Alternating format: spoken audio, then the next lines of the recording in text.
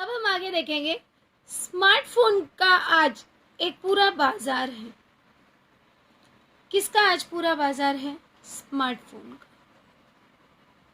में सभी लोग जो है स्मार्ट, हर कोई स्मार्ट बन गया है स्मार्टफोन को लेकर। नए नए फीचर, फीचर अर्थात विशेषता, अब ये इंग्लिश वर्ड है।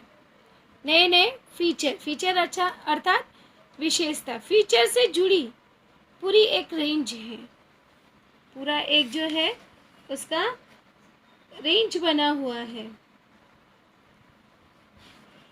एप्स, टूल्स व एक्सेसरीज की भी भरमार है। यहाँ पर हमें विविध प्रकार के एप्स दिखाई देते हैं, टूल्स दिखाई देते हैं और कई सारी एक्सेसरीज, मतलब जो सामान मोबाइल के साथ मिलता है वो सब हमें उसकी भरमार है। फ़ोन में कैमरों की गुणवत्ता में भी सुधार हुआ है। पहले जो है 2 मेगापिक्सल, 4 मेगापिक्सल, 8 मेगापिक्सल इस तरह से आते थे। आज जो है, आज के कैमरे जो है 48 मेगापिक्सल, 64 मेगापिक्सल, एक कैमरे के बदले 4 कैमरे मोबाइल में लगे होते हैं। इट मीन्स उसके जो फीचर्स है, कैमरे की गुणवत्ता है, उसमें भी सुधार आए हैं, जिसकी वजह से वो SLR कैमरे जो हैं वो पीछे छूट चुके हैं। फ्रंट और बैक कैमरों में अच्छे मेगापिक्सल के कैमरे आने लगे हैं। अब फ्रंट और बैक कैमरे में भी हम फ्रंट मतलब आगे, बैक मतलब पीछे। अब ये भी इंग्लिश शब्द है, फ्रंट बैक। सेल्फी के लिए छड़ी आने लगी है, जो कि बड़े समूह को कवर करने के लिए एक अच्छा साधन है।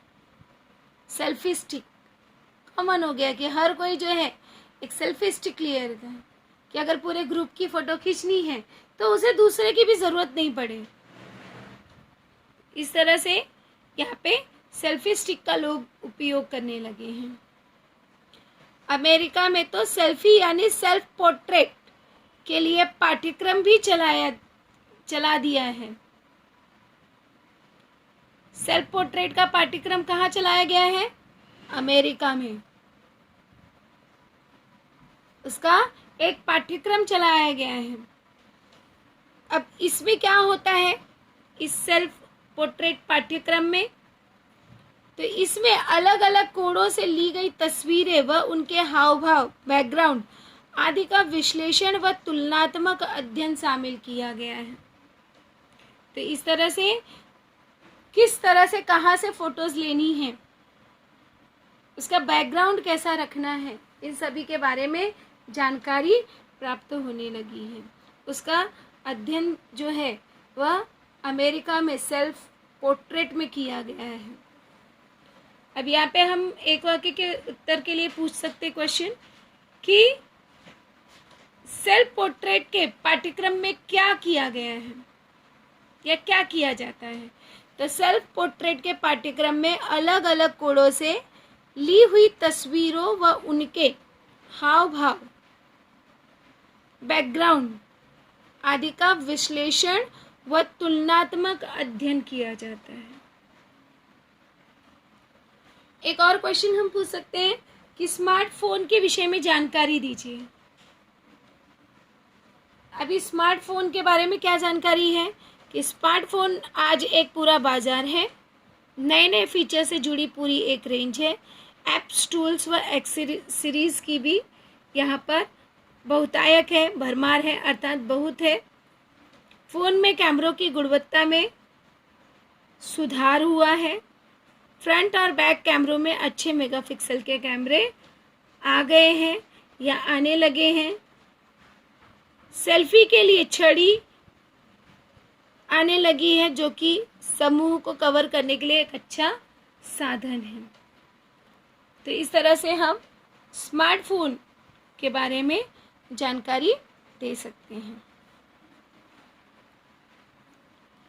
मोबाइल फोटोग्राफी के कुछ फ़ायदे हैं तो कुछ नुकसान भी हैं, क्योंकि जहाँ पर फ़ायदा होता है वहाँ पर नुकसान भी होता है। कुछ फोटोग्राफ्स जो प्रसारित नहीं होने चाहिए वे प्रसारित हो जाते हैं। कुछ संपादन अर्थात जो छापता है, कुछ संपादन जो छपा हुआ होता है, कुछ संपादन या काट छाट के पश्चात प्रसारित होने लगते हैं, वे भी बिना संपादन के प्रसारित हो जाते हैं। अर्थात जिसे कुछ उसमें काट छाट कर कुछ चीज़ों को कट करके छापना चाहिए तो वो भी छप जाते हैं। अतः ऐसे तथाकथित मोबाइल फोटो पत्रकारों को संवेदनशील मामलों के फोटो प्रसारित करने में सावधानी बरतनी चाहिए। इसके अलावा मोबाइल फोटोग्राफी करते समय ध्यान रखें कि किसी की निजता,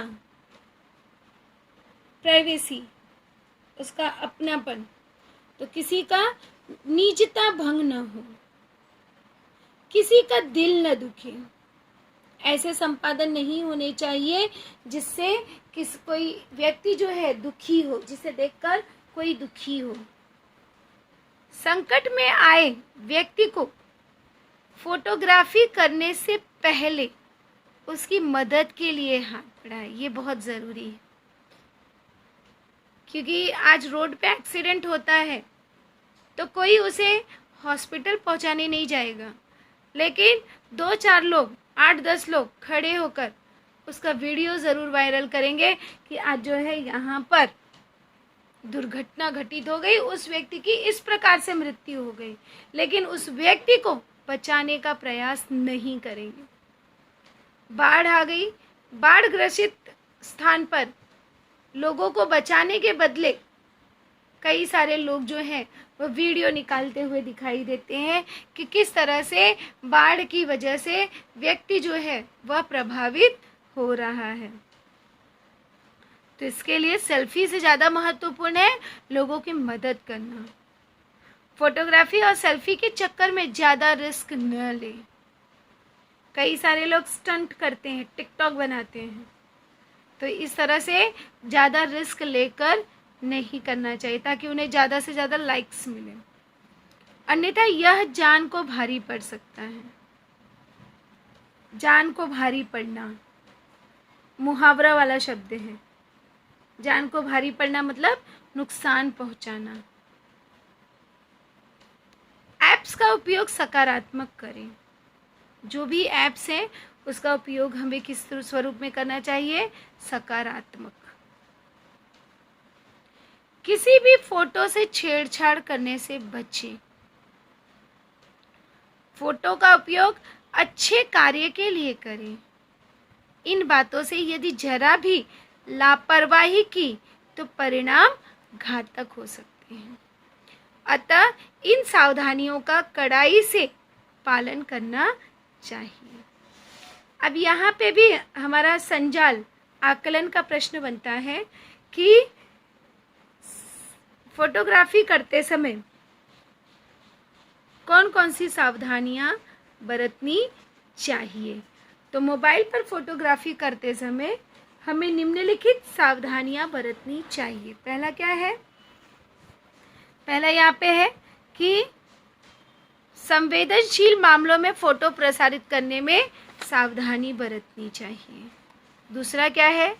मोबाइल फोटोग्राफी करते समय ध्यान रखें कि किसी की निजता भंग न हो।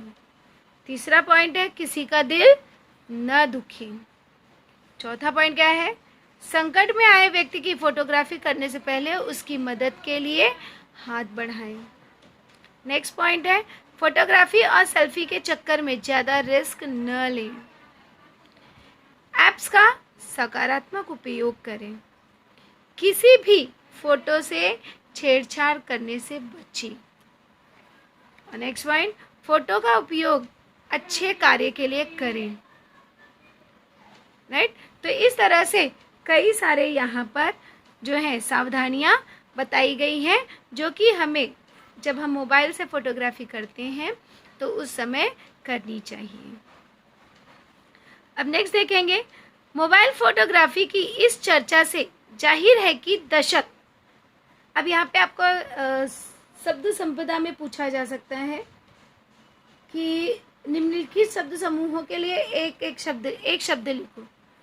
जैसे 10 वर्षों का समय, तो 10 वर्षों का समय, उसके लिए एक शब्द आया है दशक। मोबाइल फोटोग्राफी और सेल्फी का है। मीडिया का यह सशक्त माध्यम है, इसमें सामाजिक चेतना में नया संचार हुआ है। शौक से शुरू हुआ यह सफ़र आज पत्रकारिता और डिप्लोमेसी का हिस्सा बन गया है। डिप्लोमेसी इंग्लिश वर्ड है।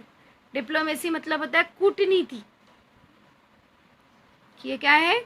आज मोबाइल जो है किसका हिस्सा बन चुका है? तो आज मोबाइल का सफ़र पत्रकारिता और डिप्लोमेसी का एक हिस्सा बन चुका है। यह चस्का बड़े बड़े शहरों से छोटे छोटे शहरों और छोटे छोटे गांव डाड़ी मतलब गांव तक पहुंच गया है, जो फिलहाल रुकने वाला नहीं है। आज प्रत्येक गांव में सभी जो है मोबाइल का उपयोग कर रहे हैं। तो अब जो है हम यहाँ पे एक स्वमत अभिव्यक्ति का क्वेश्चन पूछ सकते हैं। जैसे मोबाइल से लाभ और हानि पर अपने विचार लिखो, कि मोबाइल से क्या लाभ हानि होती है, उस पर अपने विचार बताइए। तो यहाँ पे क्या है कि विज्ञान, जैसे कि आप जानते हो कि एक वरदान और अभिशाप दोनों भी है। तो मोबाइल से छोटे बड़े सभी फायदे उठा रहे। बच्चे से लेकर बूढ़ों तक हर कोई मोबाइल के माध्यम से अपनों से जुड़ा हुआ है। फ़ोन से हमें घड़ी, calendar, alarm, game, phone book, समाचार, सभी संदेश सहज ही प्राप्त होते हैं। और मोबाइल फ़ोन की सहायता से हम SMS जो है सस्ती दर पर कर पा रहे हैं। लोग राह में चलते समय कान में ईयरफोन लगाकर संगीत सुनते हैं। इससे दुर्घटना, ये हानि हो गई कि इससे दुर्घटना हो जाती है।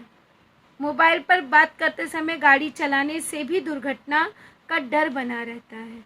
यदि हम स्वयं को नियंत्रित कर सकें तो मोबाइल के लाभ ही लाभ हैं। अगर हम उसका सही जगह उपयोग करें, सकारात्मक ढंग से उसका प्रयोग किया जाए, तो मोबाइल के लाभ ही लाभ हमें अपने जीवन में देखने के लिए मिलेंगे।